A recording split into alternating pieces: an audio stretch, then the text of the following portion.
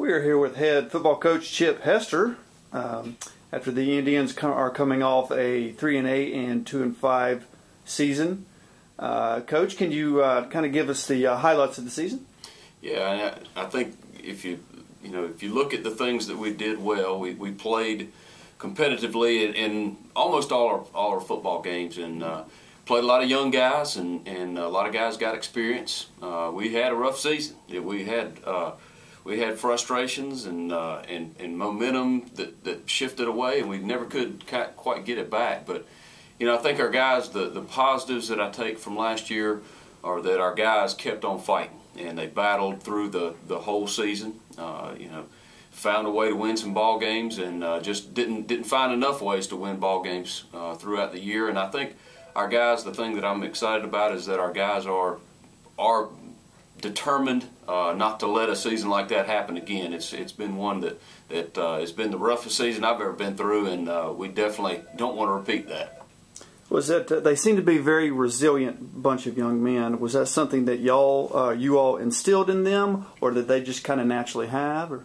I think we've recruited good young men, and obviously you want to win ball games, and that's why you play, is to win ball games. But we've always said that one of the things that we're all about is trying to develop young men, and I think that our character showed a lot, and our guys had plenty of reasons and plenty of excuses to quit, and they didn't do that. And in tough years, sometimes you learn some great lessons, and when it's all said and done, that's what we're in it for, is to make a difference with young men and try to develop those young men. And so, although it was frustrating, hopefully we've learned some things, and it'll help us be better coaches and better players and better men for it.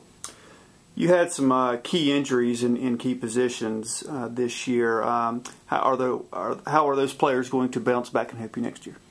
Well, we with all indications that we've had that all those guys will be back and be 100% next year, and that's part of football, and that's one of the lessons that I think that we needed to learn as a team, is that you're going to have good players go down. I think everyone in football deals with injury. That's part of the deal, and we didn't adjust quite as well as we should have, and we didn't develop quite as we should have. But having said that, we learned some tough lessons, and we had some guys get thrust into some positions that maybe they weren't completely ready for. And so as a coaching staff and as a team, we've got to be better prepared when that happens in the future, and it's going to happen in football.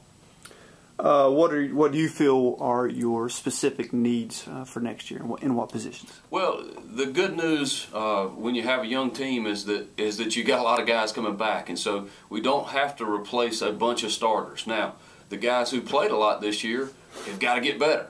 We can't just stay the same. We've got to get better.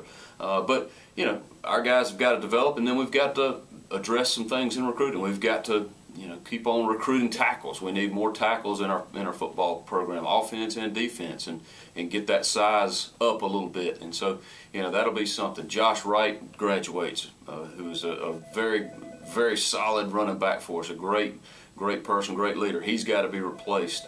You've got some guys up front that have to be replaced, and Eric Mormon, great leader, captain at wideout's got to be replaced. So we've got some needs.